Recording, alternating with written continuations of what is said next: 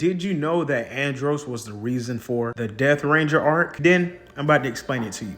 You see, if you read Boom Studios' Power Rangers, you will come to find out that Andros and Zane were actually the only two survivors on KO-35 when Darkonda kidnapped Karone. Andros and Zane, they were adopted by Mavi and Daisy, the original Space Rangers. They ended up being raised by them and ended up being trained to become Rangers. Zane became the Silver Ranger, and Andros was supposed to join his side. But Andros was so overcome with the action of trying to find Karone that he didn't want to become a Ranger because he didn't want to have to abandon his mission to find Karone. And when you become a Ranger, you need to give up everything, be selfless in order to serve the entire universe. So he refused. As fate would come to pass, Zane would come across a distress beacon that an evil doer was stealing children. That could have been the same assailant that took Karone. So he and Andros flew off to go fight Darkonda. They ended up fighting Darkonda, but Darkonda infected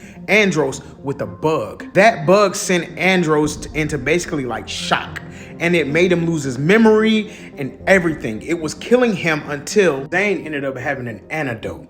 So Andros had a choice to make. Do I go after Darkonda or do I choose being a Ranger and helping other people?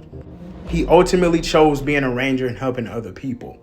Now, what ended up happening in those battles with Zane and Andros, Zane ended up taking a huge blow, which ended up killing him and putting him down. And so Andros, to save him, put him in the cryogenic chamber. Well, that prompted Andros, after hearing the Omega Ranger's message, he decided the only way he could get his revenge and get Zane back to life was that he was gonna have to infiltrate the Omegas and steal the Gold Ranger's morpher. And well, he did just that. He gained the trust of Jason and everybody. He ultimately revived Zane, taking out the enemies. When I say taking out, he took them out, destroyed an entire space station full of people. So Jason is confused. Jason's like, yo, I need answers right the freak now, Andros. What are you doing? And Zane's like, well, I was Spark of the Avidas, the Gold Omega Ranger.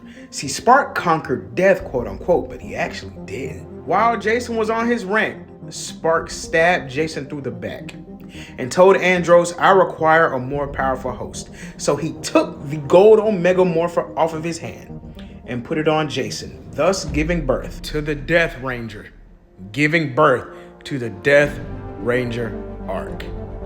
Man, I'm telling y'all, Power Rangers has that stuff.